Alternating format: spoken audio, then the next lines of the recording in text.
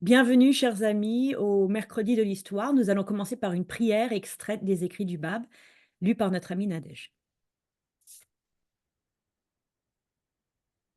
Ô Dieu, nous sommes faibles, fortifie-nous, nous sommes pauvres, donne-nous tes trésors infinis. Nous sommes malades, accorde-nous ta divine guérison. Nous sommes impuissants, donne-nous ton pouvoir céleste. Nous sommes, ô Seigneur, rends-nous utiles dans ce monde. Libère-nous de l'égoïsme et du désir. Ô Seigneur, rends-nous fermes dans ton amour et fais que nous aimions l'humanité entière.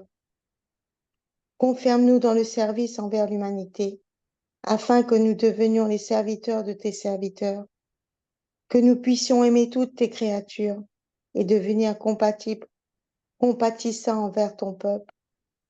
Ô Seigneur, tu es le Tout-Puissant, tu es le Miséricordieux, tu es celui qui pardonne, tu es l'Omnipotent.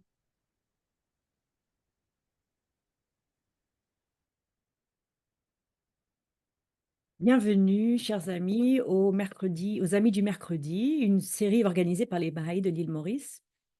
La semaine dernière, nous nous sommes arrêtés en 1846, novembre 1846, les 40 premiers jours du Bab à Ispahan. Et aujourd'hui, nous allons reprendre le récit.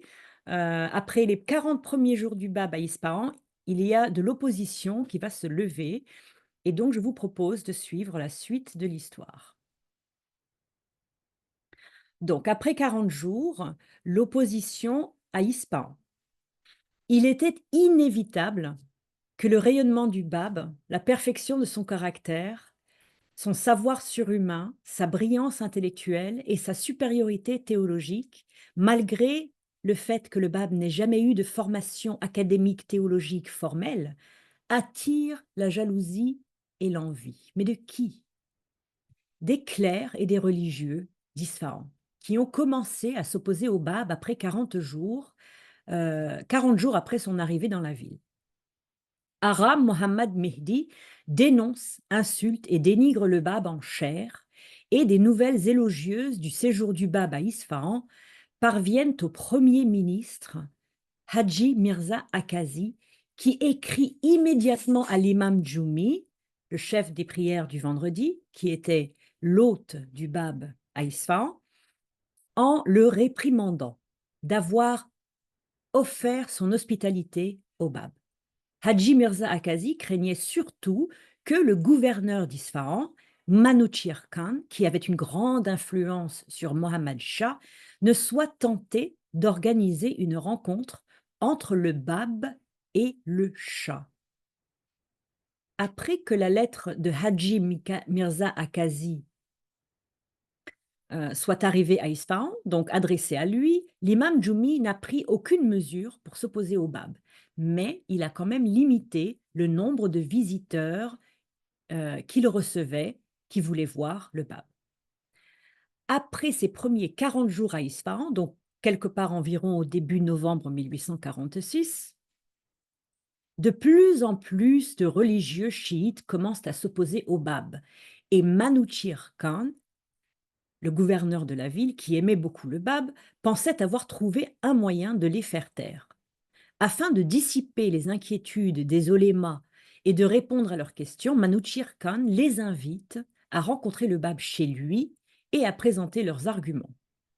Hadji Seyyid Assadoullah, un religieux influent, a refusé l'invitation et a encouragé le reste de ses compatriotes religieux à faire de même.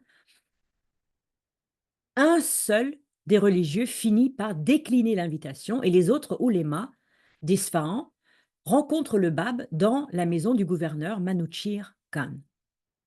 Un des religieux demande au Bab d'élucider des concepts philosophiques qui étaient dans un ouvrage qui était intitulé Hikmatul Ashariya, philosophie divine. Les réponses du Bab, bien que formulées en termes simples, étaient beaucoup trop complexes pour être comprises par les religieux chiites. Le religieux suivant pose au Bab des questions obscures sur la loi islamique. Et Comme il se trouve incapable de comprendre les réponses du Bab, il commence à l'agresser verbalement. L'échange de questions et de réponses se termine en vain, mais elle ne met pas une fin à l'opposition au Bab de la part des religieux chiites. En fait, Manouchir Khan, en voulant résoudre la situation, avec cette rencontre des religieux avec le Bab, a en fait envenimé la situation parce que les réponses du Bab étaient tellement brillantes et tellement complexes, malgré le fait il les avait exprimées de la façon la plus simple possible, qu'elle a en fait envenimé la haine et la jalousie des religieux envers le Bab. C'était très humiliant pour les religieux de poser des questions dont les réponses étaient incompréhensibles pour eux. Manouchir Khan a senti l'humeur des religieux et donc il a mis fin aux questions, offrant au Bab un refuge sûr dans sa maison. Et c'est là que l'antagonisme des religieux commence de plus belle. Alors, ici, vous voyez, donc, cette section s'appelle 70 fatwas. Et donc, c'est une section qui va parler de religieux chiites. Et donc, j'ai trouvé une photo de religieux chiites, des Perses à Isfahan au XIXe siècle, donc à peu près dans la période dont nous parlons maintenant. 70 fatwas. Les religieux chiites d'Isfahan s'inquiètent vivement de l'influence du Bab. Après seulement 40 jours dans leur ville, le Bab était déjà très vénéré et ils commencent à craindre de perdre leur influence sur la population, comme avant eux leurs collègues de Shiraz. Pas moins de 70 oulémas d'Isfahan ont publié des fatwas appelant à l'exécution du Bab. Tous ont déposé des plaintes auprès de Mohammad Shah, le souverain de Perse, et de Haji Mirza Akazi, son premier ministre. Le Bab aurait été exécuté fin octobre, début novembre 1846 à Isfahan, s'il n'y avait pas eu une histoire de paperasse bureaucratique qui a sauvé la vie du Bab de manière la plus inattendue. Donc, ce qui a sauvé la vie du Bab était une fatwa diplomatique émise par son hôte, l'imam Djoumi, le chef des prières du vendredi. Et dans sa fatwa, au langage modéré, l'imam Djoumi qualifie le Bab de fou. Et il affirme qu'il n'a pas remarqué qu'il se comportait de manière peu orthodoxe lorsqu'il était son invité pendant 40 jours. L'imam Djoumi rejoint sa fatwa aux 70 autres fatwas demandant la mort du Bab. Et c'est ce morceau de papier dans lequel il déclare le Bab fou qui finit par sauver la vie du Bab. Donc les 4 derniers mois du séjour du Bab à Isfahan commencent par quelque chose de très intéressant, le stratagème de Manouchir Khan pour protéger le Bab. Alors je vais mettre toute l'image là. Haji Mirza Akazi avait déjà demandé à Manouchir Khan de lui livrer le Bab à Téhéran. Mais le gouverneur de Isfahan avait été conquis par le Bab.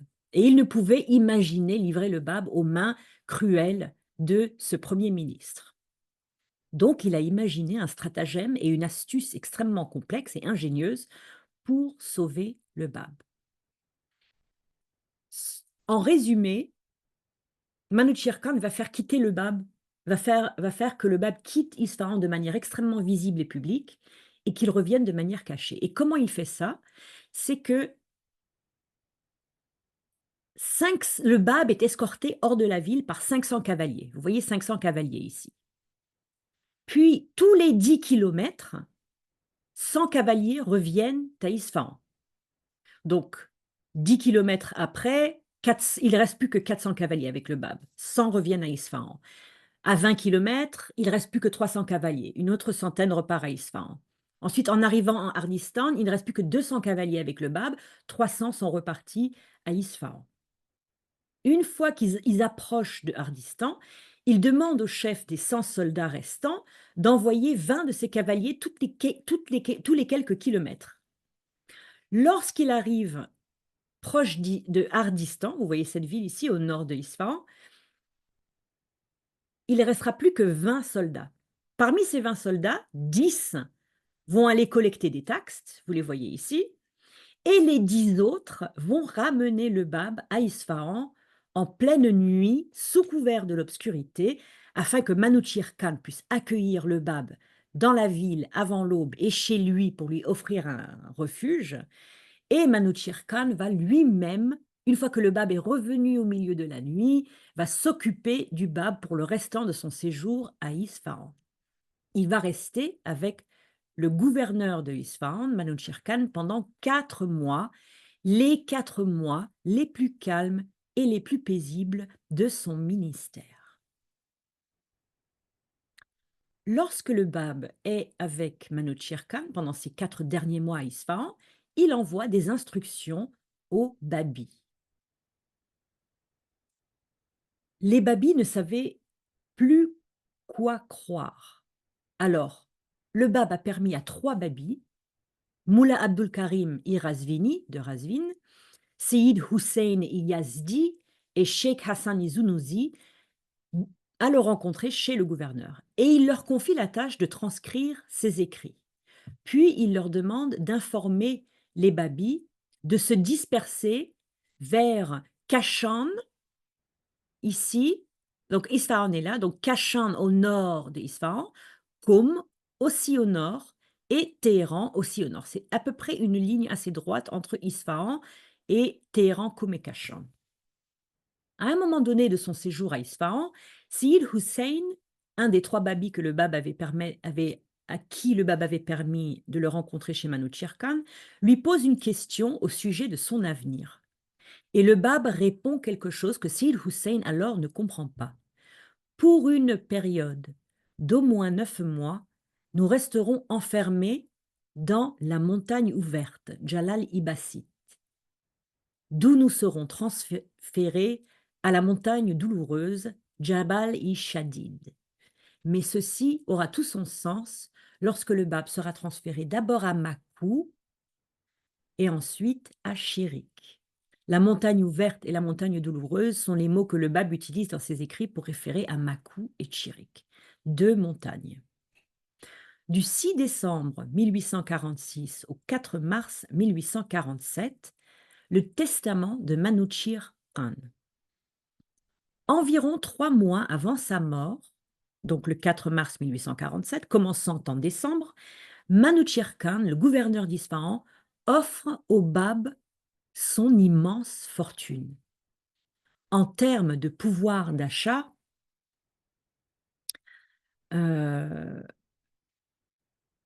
ces 40 millions de francs de l'époque du 19e siècle valent presque 1 milliard de dollars dans le pouvoir d'achat de 2024. Donc c'était une immense, immense fortune qu'il lègue au Bab.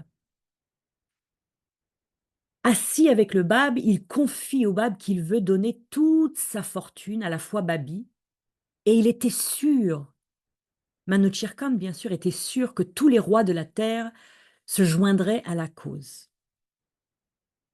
Au-delà de sa fortune, Manuchir Khan retire ses bagues, les offre au Bab, donne au Bab les ressources de son armée pour marcher jusqu'à Téhéran et rencontrer le Shah, Mohammad Shah. Et Manuchir Khan avait également prévu de marier le Bab à l'une des sœurs du souverain de Perse. Le Bab répond par une lettre touchante qu'il écrit le 6 décembre 1846, dans laquelle il ne se contente pas seulement de rassurer et réconforter son cher ami qui lui était tellement fidèle, Manuchir Khan, mais il offre également à Manuchir Khan l'information qu'il ne lui reste plus que 3 mois à vivre, mais exactement 99 jours. Et voici les mots du Bab. Que Dieu vous récompense pour vos nobles intentions. Un but aussi noble est pour moi encore plus précieux que l'acte lui-même. Cependant, vos jours et les miens sont comptés. Ils sont trop courts pour que je puisse assister à la réalisation de vos espoirs et vous permettre d'y parvenir. Ce n'est pas par les moyens que vous imaginiez tendrement qu'une providence toute-puissante accomplira le triomphe de la foi. C'est par les pauvres et les humbles de cette terre, par le sang qu'ils auront versé sur son chemin, que le souverain tout-puissant assurera la préservation et consolidera les fondements de sa cause. Ce même Dieu, dans le monde à venir, posera sur votre tête la couronne de la gloire immortelle et vous comblera de ses inestimables bienfaits. De la durée de votre vie terrestre, il ne reste que 3 mois et 9 jours, après quoi vous vous hâterez avec foi et certitude vers votre demeure éternelle. Manuchir Khan, à la fin de sa vie, s'était rendu compte que tout ce qu'il avait, sa richesse et ses biens, étaient le fruit de l'oppression, et il passait le plus de temps possible en compagnie du Bab. Un jour, il confia ses craintes au Bab. Alors que l'heure de mon départ approche, je sens une joie indéfinissable envahir mon âme. Mais je suis inquiet pour vous, je tremble à l'idée d'être obligé de vous laisser à la merci d'un successeur aussi impitoyable que Gurgin Khan, son successeur dans la ville de Isfahan. Il découvrira sans doute votre présence dans cette maison et je le crains, vous maltraitera gravement. Le Bab avait accepté à la fois le repentir de Manuchir Khan et sa richesse et lui avait rendu ses richesses pour qu'il les utilise comme il l'entendait jusqu'à sa mort. Et maintenant, il apaise les craintes de son fidèle ami. Ne craignez rien, je me suis remis entre les mains de Dieu. Ma confiance est en lui, le pouvoir qu'il m'a conféré est tel que si je le veux, je peux transformer ces pierres en joyaux d'une valeur inestimable et insuffler dans le cœur du criminel le plus malfaisant les conceptions les plus nobles de la droiture et du devoir. C'est de ma propre volonté que j'ai choisi d'être affligé par mes ennemis, afin que Dieu accomplisse ce qui devait être fait. Manuchir Khan, dévoué au Bab, décède le 4 mars 1847.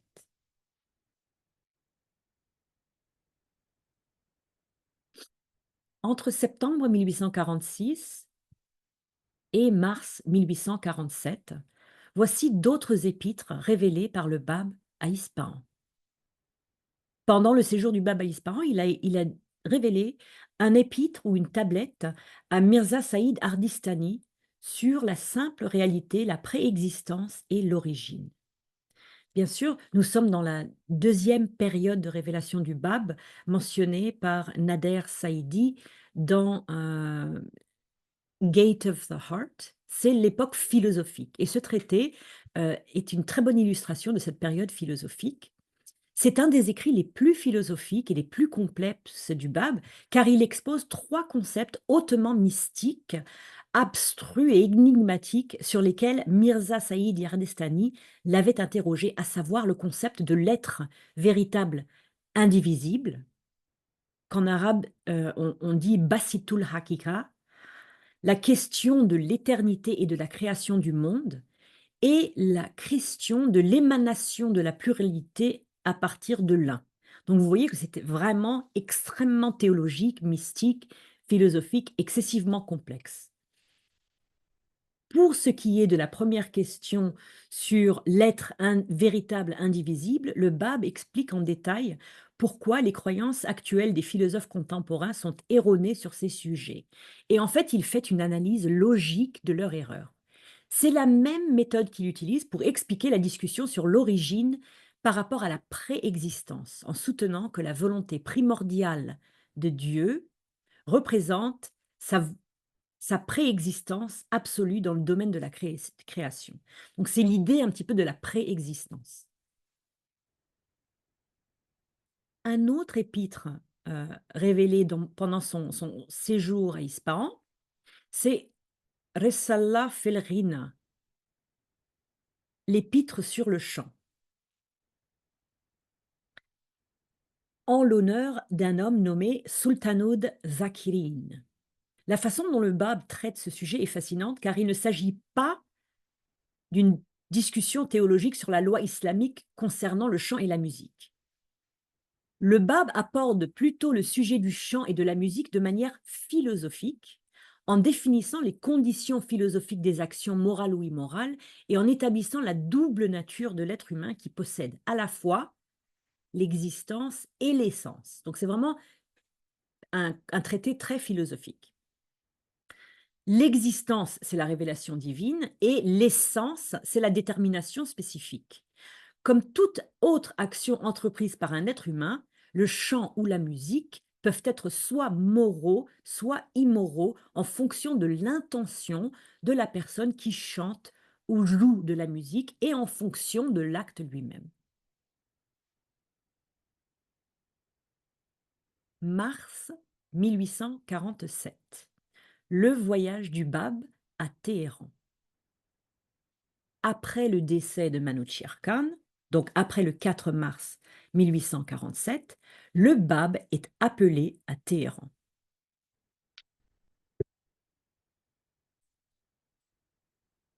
Bien sûr, le Manouchihr Khan avait légué ses biens au Bab, mais bien entendu, le neveu de Manouchihr Khan, Gurgin Khan, dont Manouchihr Khan avait parlé au Bab, juste dans l'histoire qui précédait les révélations, s'empare de toute la richesse et tous les trésors de Manouchihr Khan et il devient son successeur. Gurgin Khan informe le Shah de Perse, Mohammad Shah, que le Bab est toujours, en effet, à Isfahan et qu'il avait été protégé pendant 4 mois par Manouchihr Khan, qui vient donc juste de mourir. Le Shah ne douta jamais de Manouchihr Khan, certain que son fidèle disciple avait mis le Bab en sécurité en vue d'une rencontre avec lui, et donc le Shah ordonne que le Bab soit amené à Téhéran et qu'il ne soit pas reconnu pendant son voyage. À Téhéran, Hadji Mirza Akazi, le premier ministre du Shah, attendait le Bab.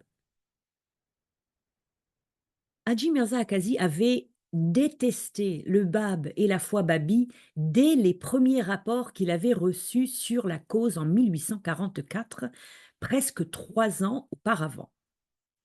Et donc, Hadji Mirza Akazi va faire tout ce qui est en son pouvoir pour absolument et catégoriquement empêcher toute rencontre entre Mohammad Shah et le Bab, parce que bien sûr le Bab a une telle influence sur les gens qui le rencontrent que Hadji Mirza Akazi craint qu'il ne gagne le souverain à sa cause.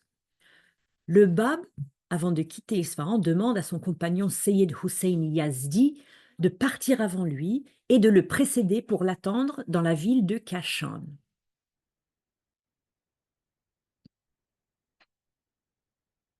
Du 20 au 22 mars 1847, Kashan, le premier arrêt dans le voyage du Bab vers Téhéran en partant de Ispahan. Alors là, vous avez 5 photos. Je vais juste m'excuser pour vous dire quelles sont les photos. Donc la photo 1, ici en haut, c'est 2 vues de la porte de Hattor. Ensuite, la photo 2, c'est une vue générale de la ville de Kashan.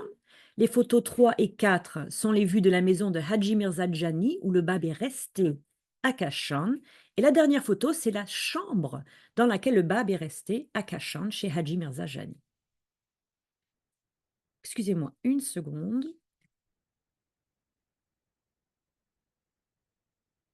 Ensuite, donc Gurgin Khan, le nouveau gouverneur de la ville après la mort de son oncle Manouchihr Khan, suit les instructions de Mohammad Shah et confie le Bab à la garde de quelqu'un qui s'appelle Mohammad Big Charpachi, le chef des messagers. Mohammad Big appartenait à une secte très intéressante qui s'appelle Ahli Haq, les gens de la vérité, également connus sous le nom de Aliulahi. C'est une communauté respectés pour leur tolérance, leur libéralisme et leur rectitude, des gens d'une grande intégrité morale.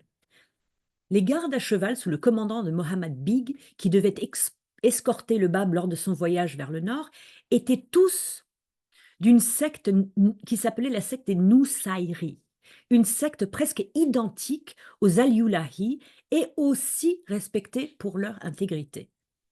La première étape sur le chemin de Téhéran est donc la ville de Kashan, où ils sont accueillis par un marchand babi qui s'appelle Hadji Mirza Jani, qui les attendait le 20 mars 1847 et avait été prévenu de l'arrivée du Bab par un rêve.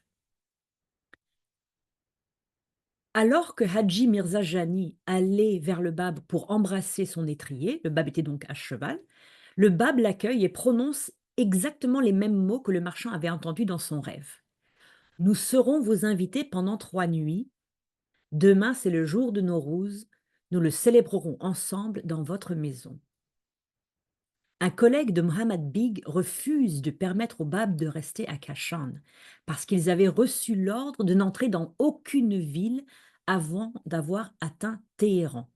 Mais après une longue discussion, Mohammed Beg réussit à persuader cet homme et Haji Mirza Jani accompagne le Bab chez lui où il avait fini tous les préparatifs pour la fête de Nowruz d'après le rêve qu'il avait eu la nuit précédente.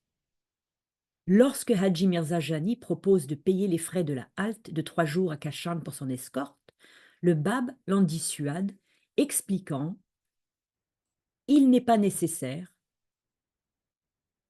car sans ma volonté, rien n'aurait pu les inviter à me livrer entre vos mains. Toutes les choses sont emprisonnées dans l'emprise de la puissance. Rien n'est impossible à Dieu, il supprime toutes les difficultés et surmonte tous les obstacles. » Seyyid Hussein Yazdi, la 7e lettre du vivant, qui était arrivé à Kashan avant eux en ayant suivi les conseils du Bab, sort pour transcrire une tablette que le Bab avait révélée pour Haji Mirza Jani, son hôte à Kashan, et pour offrir des prières au nom de son aimable hôte, suppliant Dieu d'illuminer son cœur de la connaissance divine. Après le départ du Bab, Haji Mirza Jani, qui n'avait pas été scolarisé auparavant, acquis une telle puissance d'expression qu'il pouvait réduire au silence n'importe quel opposant. Nous continuons le voyage du Bab avec, entre le 22 mars et le 28 mars 1847, une bienvenue, un accueil chaleureux à Qumrud. La première et la deuxième photo sont 2 vues de Qum qui montrent le Haram Imasumi, le tombeau sacré de Fatemeh, la sœur du 8e imam, et la photo 3 est une vue du village de Qumrud. Ces photos sont dans les chroniques de Nabil.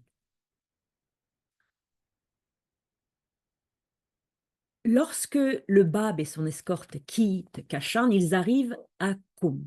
Et bien qu'ils aient reçu l'ordre de ne s'arrêter dans aucune ville, les gardes proposent au Bab d'y rentrer. Mais le Bab refuse, préférant continuer son chemin vers la campagne. Il s'arrête dans un village qui s'appelle Qumrud, où il passe une nuit. Toute la population de ce village était de la même foi que Mohammed Beg et ses cavaliers. Le Bab a été touché par la chaleur et la spontanéité de leur accueil. Avant de quitter leur agréable compagnie, le Bab a encouragé ses habitants en les assurant de son amour et de sa reconnaissance et a prié Dieu de les bénir en son nom. Entre mars et avril 1847, les 3 semaines du Bab à Kulain. 20 jours de paix. Vous voyez ici les ruines de la forteresse de Kinargird. Dans l'après-midi du 28 mars 1847, le Bab et son escorte arrivent à la forteresse de Kinargird, à 45 km de Téhéran. Et leur long voyage semble toucher à sa fin, mais ce n'est pas le cas. Haji Mirza Akazi, le Premier ministre, avait envoyé des instructions à Mohammed Beg juste avant leur arrivée à Kulain et lui avait demandé d'amener le Bab dans ce village, plutôt que directement à Téhéran. À Kulain, il n'y avait pas de maison convenable pour le Bab, et donc Mohammed Beg a ordonné qu'une tente soit dressée pour lui à l'extérieur du village, dans un endroit magnifique à l'intérieur d'un verger. C'est dans ce cadre idyllique de nature et d'arbres, avec un ruisseau qui coule au milieu, une végétation luxuriante, que le Bab va passer 20 jours relativement agréables et en paix. 4 babis rejoignent rapidement le Bab, Seyyid Hussein Yazdi et son frère Seyyid Hassan Yazdi, Mullah Abdul Karim Irazvini et Sheikh Hassan Izunouzi. Le 1er avril 1847, un cadeau de Baha'u'llah.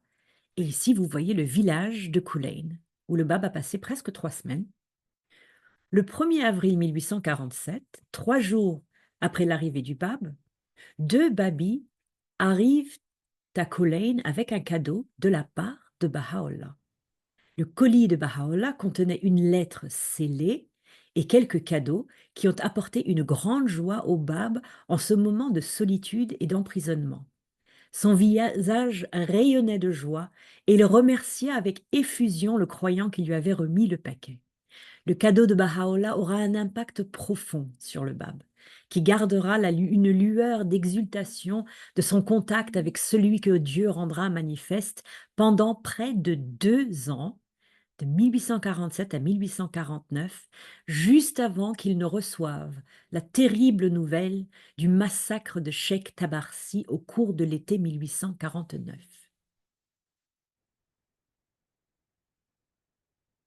Le Bab disparaît. Voici une photo des environs à l'extérieur de Culain. Une nuit à Culain, tous les babis qui dormaient autour de la tente du Bab furent soudain réveillés par le piétinement des chevaux.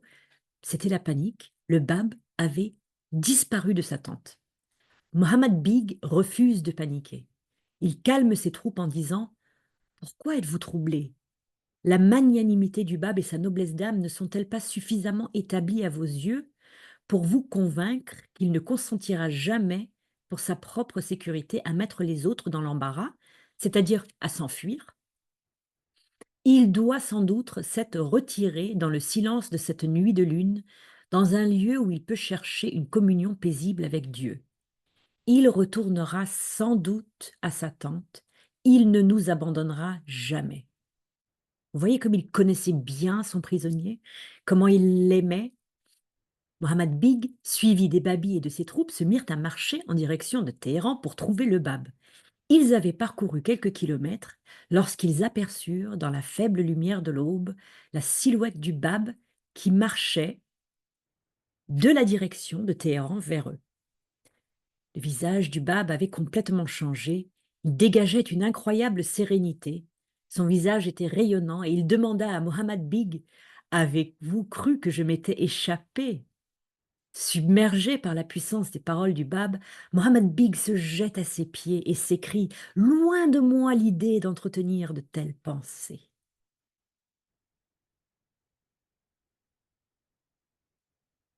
Le Bab demande à rencontrer le Shah.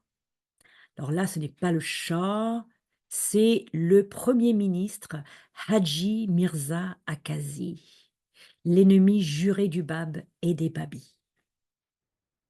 Après avoir passé 3 semaines à Culain, le Bab écrivit une tablette à Mohammad Shah, demandant une rencontre et décrivant en détail la cruauté de Hussein Khan, le gouverneur de la ville de Shiraz et de la province de Fars, et louant la bonté de Manuchir Khan qui venait de décéder, l'ancien gouverneur de la ville d'Isfahan. La lettre du Bab arrive au moment où 2 événements majeurs préoccupent le souverain de Perse. Mohammad Shah est face à une rébellion dans la région de Khorasan, dans l'est de la Perse, et il était sur le point de quitter Téhéran pour la campagne. Haji Mirza Akazi, que vous voyez dans ce tableau, que Shoghi Effendi a nommé l'antéchrist de la révélation Babi, joue très fortement sur les 2 peurs du souverain pour empêcher la rencontre entre Mohammad Shah et le Bab. Le Premier ministre aurait dit au souverain que rencontrer le Bab à la veille de son départ de la capitale, donc de Téhéran, déstabiliserait tout le royaume de Perse. Selon Haji Mirza Akazi, les religieux chiites de Téhéran seraient tout aussi facilement séduits par le charisme du Bab que ceux d'Esfahan, et ce serait probablement plus indulgent à son égard s'il le rencontrait en personne en raison de la pureté de sa lignée. Rappelez-vous qu'il est descendant direct du prophète Mohammed. Haji Mirza Akazi avait aussi averti le Shah que la simple présence du Bab à Téhéran serait la cause des plus graves problèmes et des plus grands méfaits. Finalement, comme si ce n'était pas assez, il avait dit au Shah qu'il était plus sage d'envoyer le Bab à Mahkou, à l'extrémité nord-ouest du royaume, aussi loin que humainement possible de Téhéran et d'attendre que le Shah soit revenu à la capitale pour répondre à sa demande d'audience du Bab. Grâce aux manigances et aux manipulations de Haji Mirza Akazi, le Bab ne rencontrera jamais Mohammad Shah.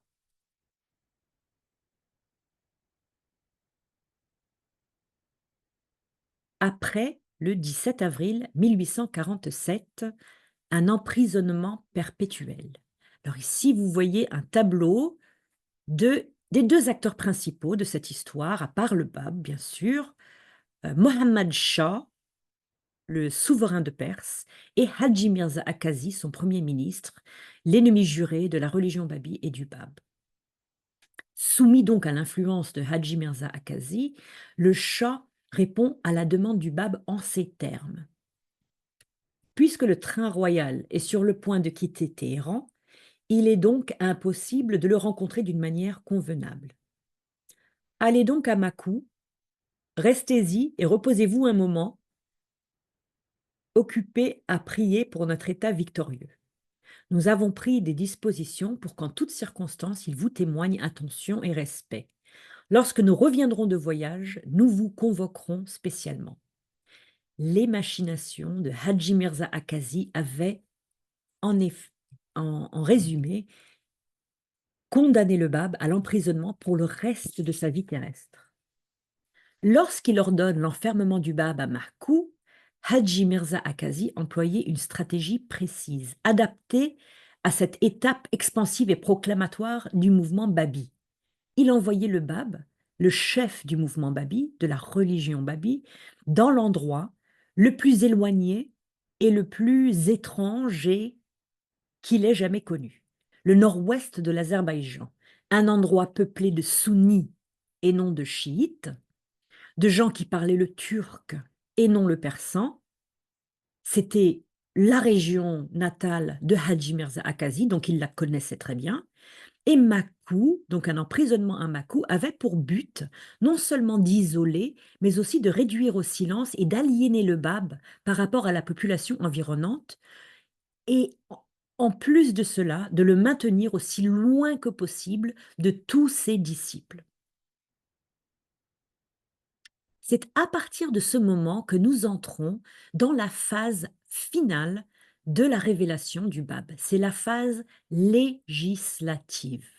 C'est la dernière phase de révélation du Bab qui va donner naissance au bayan arabe, au bayan persan et au Kitab al-Asma, tous les livres des lois de la dispensation Babi. Et c'est à partir du moment où Haji Mirza Akazi exile le Bab aux confins de la Perse, à Makou, que la révélation du Bab va culminer dans sa troisième phase législative, qui va couronner la dispensation du Bab et englober le reste des écrits du Bab jusqu'à la fin de son ministère. Cette troisième phase de révélation du Bab